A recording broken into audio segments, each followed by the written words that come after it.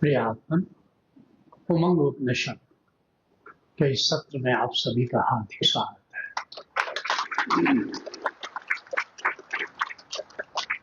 उमंग उपनिषद जिसमें उमंग का राज खोला जा रहा है। उमंग क्या है, उमंग के कितने तल हैं, उमंग की यात्रा पर हम चले हैं। अगर जिंदगी में उमंग नहीं है तो जिंदगी कैसी है? ना कोई तरंग है, ना कोई उमंग है। ये जिंदगी है क्या?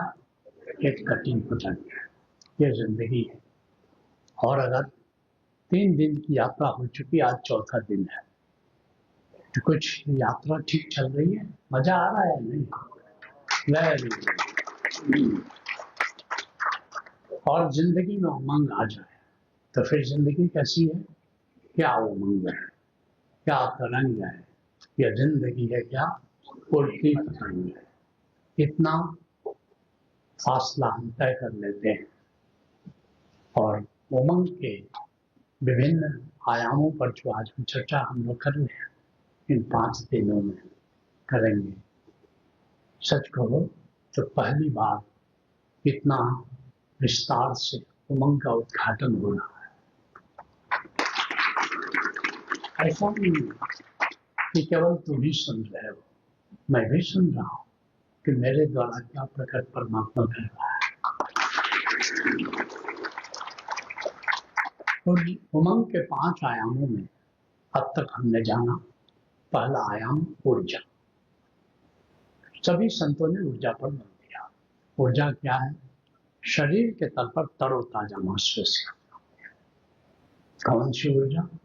फिजिकल एनर्जी, भौतिक ऊर्जा, सेंसुअल एनर्जी, ऐन्द्रिक ऊर्जा, प्राणिक और वाइटल एनर्जी, प्राणिक ऊर्जा। और तीनों के संयोग का नाम है कुंडलनी, जो बहुत चर्चित है और सभी शब्द इस पर बात करते हैं। हमने ये जाना कि कुंडलनी को कैसे जगाएंगे और ये भी बताया कि कुंडलनी को जगाने का और केवल जगाने का नहीं, उसको मेंटेन करने का, ऊर्ध्वरेता योगी बनकर जीने का ओषधारण कार्यक्रम अभी चल रहा है। साल में 3-4 बार होता है कुंडलनी सिद्धि। उस आयाम को जाना, शरीर के तल पर हमेशा तरोताजा महसूस है। दूसरा आयाम उत्साह, मन के तल पर तरोताजा महसूस करना, इसको हमने जाना। जब जिंदगी में उत्साह का आगमन होता है तो फिर ओहो क्या बात है, ओहो शब्द निकलता है। और जब उल्लास आता है, फिर हमने तीसरा आयाम क्या जाना? उल्लास, हृदय के तल पर तरोताजा महसूस करना, हृदय के तल पर तरोताजा महसूस करना। और इस तरह जब उल्लास में जीते हो तो क्या आवाज आती है भीतर से? आहा क्या बात है। और जब न ऊर्जा हो, न उत्साह हो, न कुछ हो, जिंदगी घसीट रही हो, तो क्या आहा। तो आह से आहा तक हम पहुंच गए। और उल्लास क्या है? कार्य में मजा लेना। और कार्य में मजा आता है कब आता है? जब फीलिंग में जीते हो। उत्साह में तुम विचार के तल पर जीते हो। याद रखना, मन के तल पर फ्रेश हो, ताजगी हो, लेकिन विचार चल रहे हैं। उल्लास की क्या पहचान है? बिल्कुल विचार नहीं, बिल्कुल फीलिंग में जीना। किसी वृक्ष को देखा, उसके होने को फील कर रहे हो। किसी पंछी को देखा, किसी गिलहरी को देखा, नीले आकाश को देखा, बस उसकी उपस्थिति को फील कर रहे हो। मौन हो गया है, बाहरी मौन नहीं हो गए हो, भीतर भी मौन हो गए हो, विचार बिल्कुल गायब हो, आंखें खुली है, पर लेकिन तुम फील कर रहे हो। तो समझ लेना, उल्लास, हृदय के तल पर मजा ले रहे हो, हृदय के तल पर तरोताजा महसूस करो। और ये कला आ जाए तो कोई तुमको दुखी नहीं कर सकता, कोई तुमको उदास नहीं कर सकता, कोई तुमको हताश नहीं कर सकता। कल कुछ मित्रों ने प्रयास किया, इसका प्रयोग किया। हाथ उठाओ जरा, कितने मित्रों ने प्रयोग किया? थोड़े से मित्रों ने प्रयोग किया, लेकिन प्रयोग करके देखना। मैं अपनी बालकनी पर बैठता हूँ और बैठ करके निहारता रहता हूँ। कोई प्रेमिका को भी शायद इतने प्रेम से नहीं निहारता होगा जितना मैं इन वृक्षों को निहारता हूँ। उनके होने का, उनको जो फील करता हूँ, नदी बह रही है, नदी के बहने का जो फील करता हूँ, जो पहाड़ है सामने दिखता है, उस पहाड़ के होने को जो फील करता हूँ, तो मेरे भीतर कोई विचार नहीं होता। एक अद्भुत घटना घटती है, एक अद्भुत रोमांस घटित होता है प्रकृति के साथ, उसका नाम उल्लास है। और फिर आज चौथे आयाम पर है, और चौथे आयाम का नाम है विस्मय, आश्चर्य, एस्टॉनिशमेंट, एस्टॉनिश्ड, जिसको कहते हैं हो। पहले क्या था? आ, फिर क्या था? हो, फिर क्या था? आ, और अब किसमें प्रवेश होगा? हो। बिल्कुल अवाक, ऑसम, एक था ऑसम हो। ये क्या है? ये क्या, कुछ समझ में नहीं आता। और अस्मिता के तल की बात अब हो रही। जो ऊर्जा की बात थी, मैंने क्या कहा? शरीर के तल पर, इंद्रिय तल पर, प्राण के तल पर, ये ऊर्जा की बात थी। और फिर क्या आया? उत्साह। किस तल की बात थी? मन के तल की बात थी। फिर आया उल्लास, किस तल की बात थी? हृदय तल की बात थी। अब और गहरी उड़ान, अब तुम विस्मय समझ पाओगे। अगर सीधे मैं विस्मय की बात करता तो तुम नहीं समझ पाते कि बात और गहरी और गहरी और गहराई में उतर रहे हैं। और यहाँ पर आकर के बिल्कुल और ये अस्मिता कहाँ है? आज्ञा चक्र से संबंधित है। जहाँ विवेक, जहाँ विवेक, विवेक एक झकझोर करके जगा दे विवेक को। ऐसे विवेक नहीं होता, विवेक को झकझोर करके जगा दे। विवेक धीरे धीरे प्रोसेस में भी हो सकता है, तुम हंस हो सकते हो, लेकिन जिसको झकझोर के जगा दे एकदम से, एक पुश कर दे, पुश दे दे, और तुम्हारा विवेक जाग जाए, अस्मिता जाग जाए, उस स्थिति का नाम है विस्मय, आश्चर्य। कितने लोगों ने अपने जीवन में कभी विस्मय को महसूस किया? हाथ उठाए। राइट, तो वे बताएं आकर के कि विस्मय क्या है, और पहली बार जब आपने विस्मय महसूस किया तो कैसे महसूस किया, और आज भी अगर कर पाते हैं तो कैसे करते हैं? कौन आएगा? आधुनिक यात्रा करीब करीब ह से आह तक है। या यूं सोचो कि शादी होती है तुम्हारी, बड़ी खुशियां रहती है, दुल्हन मिलने वाली है, राजकुमार मिलने वाला है, हो दुल्हन करे हो, और उसके बाद जो कहानी शुरू होती है, हाँ, इसको कैसे बदल दे? इसको आह से हो तक की यात्रा कैसे चले? हर व्यक्ति के जीवन में विस्मय होता है, क्षण भर के लिए होता है। आज हम पहले तो क्षण वाला विस्मय की बात करेंगे उसकी, लेकिन असली बात है कि ये विस्मय तुम्हारे कंट्रोल में कैसे, जब चाहो विस्मय लाओ, जब चाहो विस्मय लाओ। आज उसकी भी बात करेंगे। मैं तुमको बताऊं कि विस्मय बोध, मुझे कुछ इंपॉर्टेंट घटनाएं बताता हूं, उससे तुम समझोगे विस्मय क्या है। जैसे हमने नदी को देखा था, सरोवर को देखा था, हमारे गांव में एक आहर है, कर्मा जो जाते हैं उन्होंने देखा होगा। गंगा को देखा तो लगा कि बस इससे बड़ा जलाशय तो हो ही नहीं सकता। तो मेरे मन में जब भी जलाशय की कल्पना आती थी, गंगा नदी, पटना में बहती हुई गंगा नदी। लेकिन एक बार मैं दक्षिण की यात्रा पर था और तमिलनाडु की यात्रा पर था, तो रास्ते में विशाखापट्टनम में समुद्र दिखा।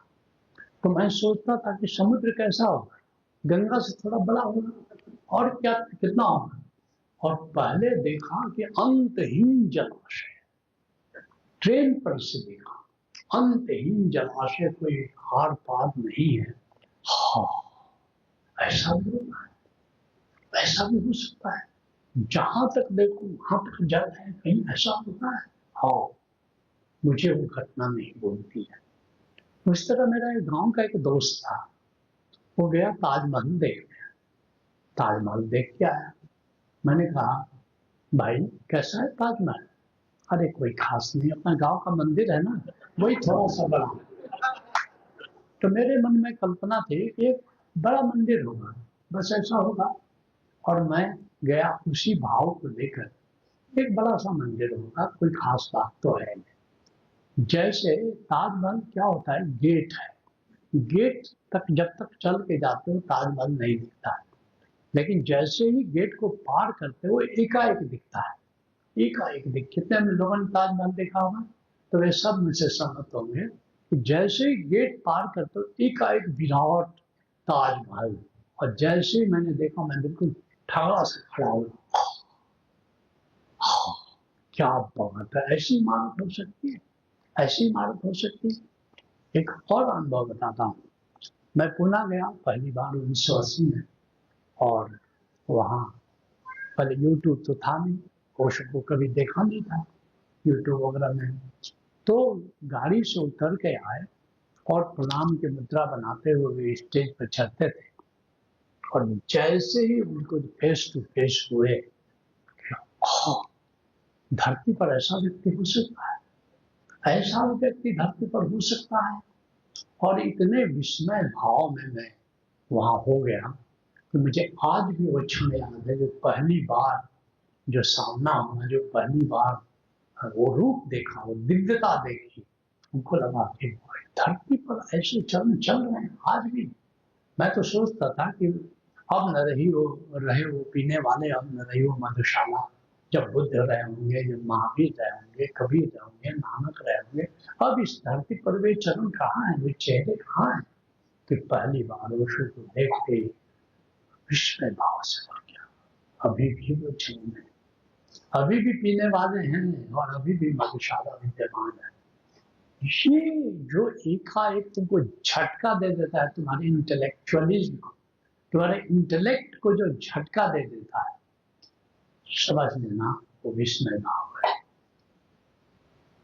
कैसे उस विस्मय भाव को तुम जानोगे, फिर कैसे बढ़ाओगे, इन दोनों पर आज चर्चा करेंगे। जैसे विस्मय भाव क्या है? जैसे आश्चर्य हो गया, तुमको बात समझ में नहीं आ रही, आश्चर्य हो गया, अरे ऐसा भी होता है, इसका नाम है विस्मय भाव। एकदम चकित हो गए, एकदम चकित हो गए, बिल्कुल बुद्धि काम नहीं कर रही है। बुद्धि जहां बिल्कुल स्टॉप, सडनली वो जो कराते हैं अपना सक्रिय ध्यान, कहते हैं स्टॉप, और तुम स्टॉप हो जाता, उस समय बुद्धि कुछ भी काम नहीं करती। ठीक इसी तरह से ऐसी कोई घटना तुमने देखा, ऐसा कोई दृश्य तुमने देखा, तुम एकदम स्टॉप हो गई बुद्धि, चकित हो गए तुम, बिल्कुल जिसको कहते हैं स्तब्ध हो गए, स्तब्ध हो गए, बिल्कुल रुक गया, सब कुछ ठहर गया, जैसे सारी प्रक्रिया बिल्कुल ठहर सी गई। उस मोमेंट, ऐसे मोमेंट को कहते हैं विस्मय। और क्या होता है जिसमें अद्भुत रस है, साहित्य में दर्शन जी जानते होंगे, अद्भुत रस है। जब वहां ऐसा कभी वर्णन होता है, कभी वर्णन करता है किसी अद्भुत चीज का, तुम्हारे भीतर भी होने लगा, अद्भुत, क्या बात है, ऐसा भी होता है इस जगत में। अद्भुत रस जिसको कहते हैं, या यूं समझो कि जैसे विचित्रता, विचित्र, विचित्र का मतलब क्या हुआ? बुद्धि संगत नहीं है, तर्क संगत नहीं है। जैसे प्रदीप जी ने बताया जादू, तुम जादू देखते हो, हाथी गायब हो गया, और उसने रखा कुछ नोट रखे, पैसे रखे, और पैसे की जगह एक मुर्गा प्रकट हो गया, कबूतर प्रकट हो गया। देखते हो नहीं देखते हो? तो कितने लोगों ने जादू देखा है? तो उन सब ने विस्मय का अनुभव किया है। वहां बिल्कुल बुद्धि काम नहीं करती जादू में, और कभी कभी टीवी पर भी दिखाता है, तो अरे ऐसा हो सकता है। अब जैसे बागेश्वर बाबा को देखते हो, और बागेश्वर बाबा ने फोरकास्ट किया कि तुम्हारा ऐसा हुआ है, ऐसा हुआ, ऐसा हुआ, और वो सिर हिलाता जाता है कहाँ ऐसा, एकदम विस्मय भाव होता है। मीराबाई रोज बागेश्वर भाव का, हमने कहा कि भाई तुमको क्या रखा है बागेश्वर बाबा में इतना देखती है, बोलती है एकदम विस्मित हो जाते हैं, ऐसा कर सकता है, रात सोने के पहले 15-20 मिनट देखना ही एकदम चकित, कोई बुद्धि काम नहीं करती कि ऐसा कैसे हो सकती, कैसे जान लेता है इतनी बात, तो एकदम से बुद्धि स्तब्ध हो जाता है कि ऐसा भी हो सकता है। और जो सृष्टि की विचित्रता हाईएस्ट है।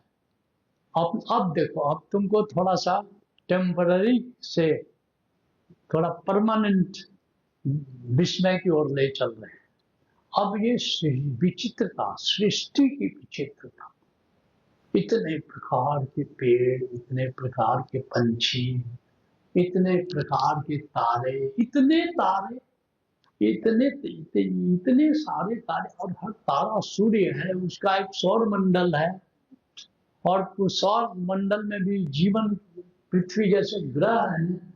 जरा इस पर थोड़ी देर ही विचार कर सकते हो, ज्यादा देर विचार नहीं कर सकते हो, उसके बाद एकदम विचित्र विचित्र कैसी सृष्टि की विचित्रता है, इतने प्रकार के पंछी, वो हाईएस्ट मामला बता रहे हैं। जिसको सृष्टि की का विस्मय भाव, सृष्टि की विचित्रता का जब बोध हो जाएगा तो समझ लेना कि तुम्हें परमात्मा से प्रेम हो जाएगा। जैसे ही तुमको सृष्टि की विचित्रता से तुम विस्मित होना जिस दिन ये कला सीख जाओगे, उस दिन तुम परमात्मा के प्रेम में पड़ जाओ। परमात्मा से प्रेम हो जाए, हम सब कितना प्रयास करते हैं, लेकिन सबसे सरल उपाय है तो उसकी बनाई हुई, उसकी विचित्र रचना को, अगर इसको तुम थोड़ा सा उसकी विचित्रता को फील करो, विचार ज्यादा देर नहीं जाएगा, उसकी फील करो कि क्या है, तो फीलिंग के आगे की बात है वहां विस्मय का, वहां तुम्हारी फीलिंग भी खत्म हो जाती है। याद रखना, जब उल्लास है उसमें थिंकिंग नहीं है लेकिन फीलिंग है, और विस्मय भाव में फीलिंग भी खत्म, उस स्थिति का नाम विस्मय भाव, जहां की फील बीइंग में। ओशो बार बार कहते हैं, from doing to thinking, from thinking to feeling, and from feeling to being. असली बीइंग है विस्मय भाव, अस्मिता के तल पर तुम जी रहे हो, जहां फीलिंग भी खत्म, डूइंग भी खत्म, थिंकिंग भी खत्म, अब तुम बीइंग, तुम ठगे रह गए। तुलसीदास जी बड़ा सुंदर वर्णन करते हैं कि राम फुलवारी में गए हैं और फूल चुनने गए हैं अपने गुरु के लिए, और सामने सीता दिख जाती है और बिल्कुल ठगे रह जाते हैं, वो ठगे रहना क्या है, विस्मय भाव। राम विस्मित हो जाते हैं। जब फिर होश आता है थोड़ा, तो लक्ष्मण पूछते, भैया क्या हुआ? राम कहते हैं कि मेरा मन सहज बैरागी है, लेकिन पता नहीं क्या वो इस कन्या को देख करके मेरा होश उड़ गया। विचित्र विस्मय, ऐसा दिव्य सौंदर्य देखा ही नहीं था जैसे।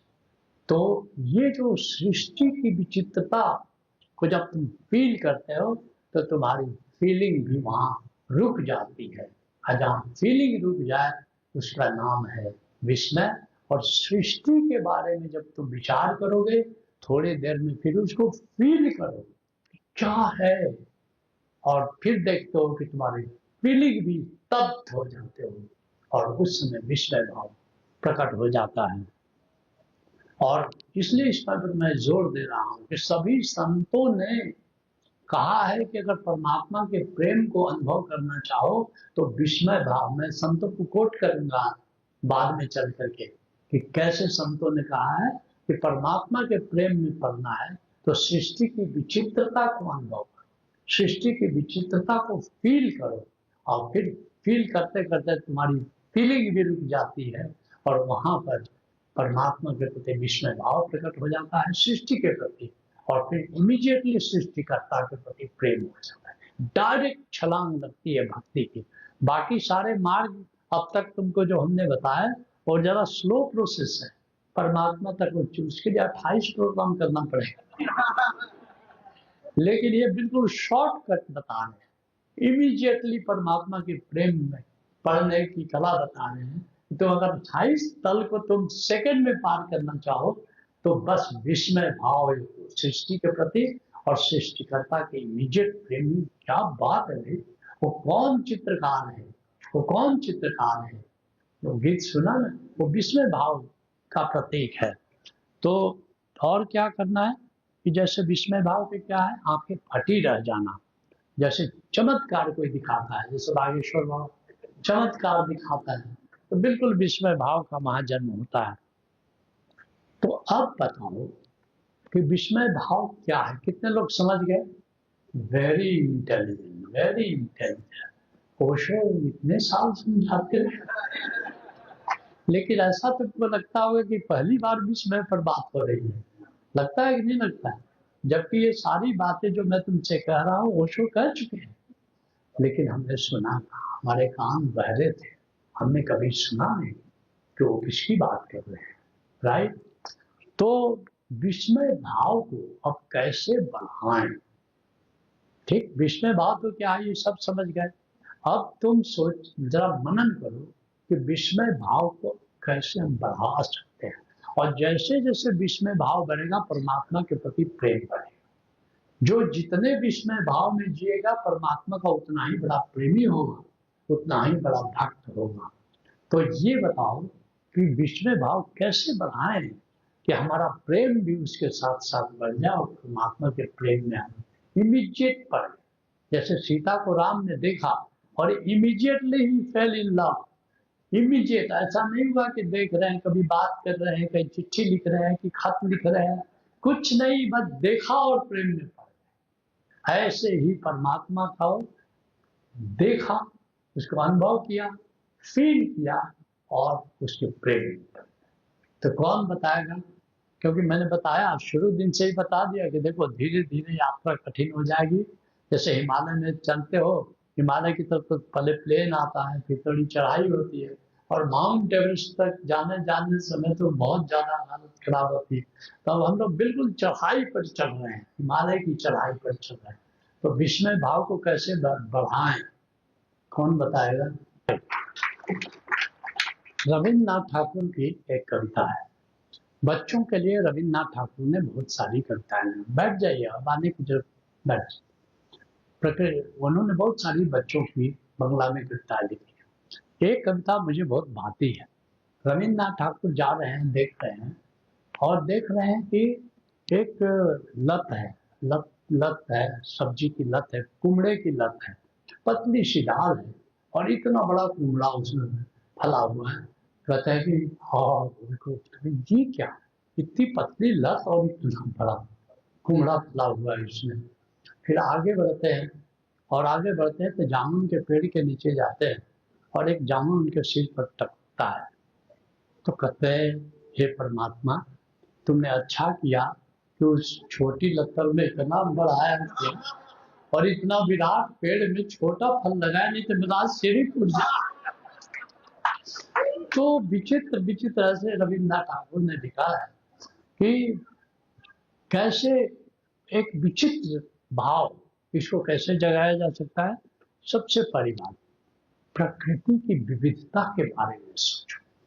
प्रकृति एक पेड़ है और खड़ा है, और एकदम से देखो कि इतने प्रकार के पेड़, इतने प्रकार के जंतु, इतने प्रकार, और हर आम ही है तो कितने पेड़ हैं और कितने प्रकार के हैं, कितने लाखों योनिया जिसको कहते हैं कि 30 लाख प्रकार के पेड़ ही बना दिए केवल, कितने प्रकार के जंतु। तो प्रकृति की विविधता जो पेड़ है, कितने, जैसे दर्शन जी ने बताया, कितने सूरज, कितने चांद, कितने तारे, उसको फील करो और देखोगे कि फील करते करते, सोचते सोचते एक पॉइंट आएगा कि तुम्हारा सोचना थम जाएगा और तुम उसी में लॉस्ट हो जाओगे। बिल्कुल क्या बात है। तो प्रकृति की विविधता के बारे में जरा मनन करो और फिर देखोगे कि विस्मय भाव से भर जाओगे। और साथ साथ दोनों चलेगा। जैसे जैसे तुम प्रकृति की विविधता के बारे में विस्मय भाव में पढ़ते जाओगे, वैसे उस चित्रकार के प्रेम में तुम पढ़ते जाओ। चित्रकार के प्रेम में पढ़ते।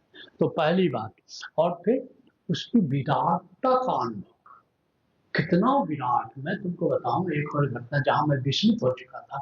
सरयू नदी के किनारे में बैठा हुआ था।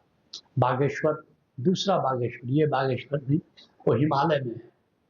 और वहां पर सामने एक ऊंचा पहाड़, सामने एक ऊंचा पहाड़। जहाँ बागेश्वर जाओगे तो देखोगे।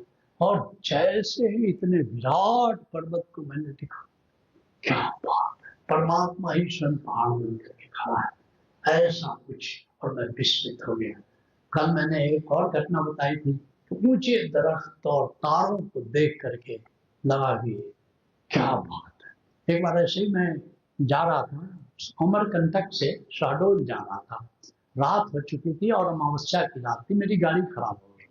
तो गाड़ी, जब तक वो ड्राइवर अपना गाड़ी वाड़ी बनता, हम लोग थोड़ा, अपने कुछ लोग भी थे और भी गाड़ियां थी, तो सबको कहा। और तब तक मेरी नजर तारों तारों पर पड़ी। और ऐसा लग रहा था बिल्कुल, चूंकि बिजली थी नहीं और उस अंदर शहर में तो ये दृश्य दिखता ही नहीं। और वहां मुझे लगा कि मैं तारा तो तोड़ सकता हूँ, कि तारा इतना नजदीक है, मैं तोड़ सकता हूँ। और ऐसी अमावस्या की रात मैंने बचपन में कभी देखी होगी, क्योंकि वैसी अमावस्या की रात तो विगत कई वर्षों से दिखती नहीं। और आज भी वो मुझे स्मरण में है कि क्या वो तारों की रात थी। और फिर कभी कभी मुरथल में मैं सारी बत्तियां ऑफ करके लोगों को छत पर चढ़ा के दिखाता था, ये अमावस्या। लेकिन अब वो बात नहीं बनती थी, क्योंकि आसपास वो अपना बिजली की रोशनी रहती थी। तो इस तरह से प्रकृति को, की विविधता को, उसकी विराटता को देखो। जब भी प्रकृति की विराटता का विचार आएगा तो तुम्हें विस्मय भाव बिल्कुल पैदा होगा। और कैसे हो सकता है? सूरज, चांद, तारे, नदी, सागर, पशु पंछी, जलचर, थलचर, और तो छोड़ दो, तितली को, उड़ती तितली को देखो। इस डाल से उस डाल, इस फूल से उस फूल। तितली, मैं तो अपने बगीचे में बैठ करके मुरथल में तो तितली को उड़ते हुए देखता हूँ कि कैसे इधर से उधर उड़ रही है, कैसे इधर से उधर उड़ रही है। और एकदम मैं विस्मय से भर जाता हूँ, क्या तेरी सृष्टि है, तेरी लीला अपरंपार। जो संतों ने कहा है, उसकी लीला क्या, ये प्रकृति ही तो उसकी लीला है। उसकी लीला को देखो और समझो कि उसकी लीला है। ये लीला किसकी है? परमात्मा की है। जैसे ही तुम करोगे, तुम्हारा विस्मय भाव बढ़ता जाएगा। और ये तुम्हारे अधिकार में, कभी भी बगीचे में जाकर बैठ जाओ, कभी भी वो गिलहरी का मजा लो। गिलहरी कैसे उछल कूद मचाती है, कैसे खेल करती है। उसी तरह से जीवन अपने आप में भी विस्मयकारी है। जीवन को देखो, खाना खाते हो, कैसे वो सब खून मज्जा हड्डी सब बन रही है, कैसे टेम्परेचर वो मेंटेन कर रहा है, कैसा ब्रेन बनाया है, कैसा हार्ट बनाया है, कैसे पंपिंग हो रही है, कैसे ये जीवन चल रहा है, ये जड़ से पल रहा है। ये जरा सा विचार अपनी जिंदगी के बारे में करो, अपने जीवन हमारा कैसे। तुमको तो मुफ्त में मिल गया है, मुफ्त में जो चीज मिल जाती है उसकी हम कदर नहीं करते। लेकिन एक बार इसके पीछे वो जो शक्ति है, उसका भी साथ साथ विचार करो, जो जीवन को चला रहा है, कैसे चला रहा है, कितने जीव जंतुओं को पालन कैसे कर रहा है। हमारी टंकी सबसे पानी के ऊपर होती है, अब कभी भी बाथरूम में, कभी मेरे ही बाथरूम में पानी खत्म हो जाता है। इतना इंतजाम है, सबके निवास प्रायोरिटी पर है, फिर भी पानी खत्म हो जाता है। अब टंकी सबसे ऊपर है, परमात्मा का टंकी कहाँ है? सबसे नीचे है। समुद्र उसकी टंकी है। उसको पता चल जाता है कि मेरा एक कीटाणु, एक कीड़ा, एक तितली मेरी प्यासी है। वहां से बादलों को भेजता है कि जा वहां बरस, एक तितली मेरी प्यासी है, एक गिलहरी मेरी प्यासी है। और कैसे 84 लाख योनियों का वो पालन कर रहा है, कैसे उन तक खाना दाना पानी पहुंचाता है। जरा इसका विचार तो करो, तुम विस्मय भाव से भर जाओगे। और इस बात को इसीलिए विस्मय भाव इसको अपने भीतर हमको पैदा करना है। It is a shortcut to devotion, it is a shortcut to love. तो इसलिए जितना बाकी सारे मार्ग पहुंचाएंगे, लेकिन अगर चाहते हो किसी शॉर्टकट से परमात्मा तक पहुंचे तो एक ही उपाय है, विस्मय भाव।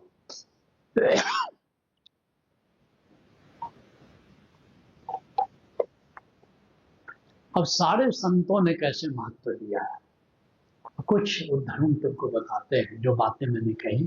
संत क्या कहते हैं? गुरु तेग बहादुर क्या कहते हैं? साधु रचना राम बनाए। इस रचना को किसने बनाया? राम ने बनाया। एक बिन से एक अस्थिर मान, उसमें से जो चल है वो क्या होता है? वो नष्ट होता जा रहा है, मरता है। शरीर जन्म लेता है, मरता है। जो चल है वो मर जाता है। और एक स्थिर हो है, परमात्मा स्वयं में स्थिर है, वो तो चलता नहीं। तो एक बिन से एक स्थिर, या आत्मा स्थिर है, वो तो चलता नहीं, वो तो गाड़ी जैसा शरीर में बैठ गया है, जहाँ शरीर ले जाए वो मंगा बाबा जैसा वो चल देता है, उसको क्या करना है? बिल्कुल। तो एक बिन से कहते, एक बिन से एक अस्थिर होए, अचरज लक्ष्यों न जाए। ये जो सृष्टि की रचना उसने की है, ये आश्चर्यचकित हो, ये समझ में नहीं आता कि परमात्मा ने एक विचित्र रचना बनाई है। उसी तरह से जब गोविंद का तुम पहली बार दर्शन करते हो, आते हो ना सहज, और कहते हो सामने मौजूद है। हम तो सोचते थे कि परमात्मा कहाँ रहता होगा, लेकिन ये तो बिल्कुल हमारे सामने है। उस समय विस्मय होता है। साथ साथ इस पर जब भी विचार करोगे कि परमात्मा के सामने है, उस समय तुम देखोगे कि कितना विस्मय से भर सकते हो। इस बात पर का ख्याल करें। अर्जुन देव जी क्या करते हैं? कहते हैं हम विषम भई, मैं चकित हो गया, मैं विस्मित हो गया, हरि दर्शन देख अपार। जैसे ही मैंने गोविंद को देखा, मैं बिल्कुल विस्मित हो गया, बिल्कुल मेरे विचार थम गए, मेरी फीलिंग सब की सब रुक गए। मैं तो परमात्मा को सामने देख करके मैं विस्मित हो गया। गुरु अर्जुन देव जी अन्यत्र क्या कहते हैं? देख चरित्र भई हो विस्मय। परमात्मा की लीला देख करके, उसकी रचना देख करके मैं विस्मित हो गया। गुरु सतगुरु पुरुष मिलाई, और मेरे गुरु ने ऐसे परमात्मा से मुझे मिलन करा दिया। मुझे तो बड़ा आश्चर्य करना लगता है। और गुरु अर्जुन देव जी जब एम्फसाइज करना होता है कोई बात तो 3 बार कहते हैं। क्या कह रहे हैं? विषम विषम विषम ही भई है लाल गुलाल समारे। कभी परमात्मा का रंग कैसा है? उस समय बैंगनी रंग को भी लाल ही बोलते थे। तो कहते थे कि मैं तो चकित हो गया, क्या लाल रंग का, क्या बैंगनी रंग का परमात्मा मुझे दिखाई पड़ रहा है, वो भी मेरे घट में दिखाई पड़ रहा है। तो मैं तो विस्मित हो गया हूँ। और एक जगह गुरु अर्जुन देव जी क्या कहते हैं? देखियो अचरज महामंगल। ये प्रभु का अचरज पूर्ण, ये मंगलमय स्वरूप देख करके मैं विस्मित हूँ। और किछु आन नहीं दृष्टावे। परमात्मा की सृष्टि के अलावा, परमात्मा के अलावा अब मुझे सृष्टि में कुछ और दिखाई नहीं देता। मैं इतना विस्मित हूँ कि जहां देखता हूँ वहीं परमात्मा मुझे दिखता है। कितनी विचित्र उसकी लीला है।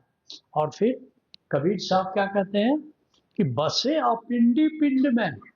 ये जो हमारा पिंड है, पिंड मतलब जो स्वरूप, रूप, जो रूप जिसमें है, अपिंडी मतलब जिसका कोई रूप नहीं, वह अरूप परमात्मा मेरे ही रूप में बसा हुआ है। ये क्या विचित्र लीला है कि कहते हैं कि ता गति लखै न कोई। उस परमात्मा की गति को कौन जान सकता है, जो विराट भी है और हमारे आत्मा में, हमारे घट में विद्यमान भी है। और कहे कबीर हो संत हो। मैंने कहा था ना कि क्या आता है? हो। तो कहते हैं कबीर, कहे कबीर संत हो, अरे संतो हो। और फिर क्या कहते हैं? बड़ा अचंभा मोह।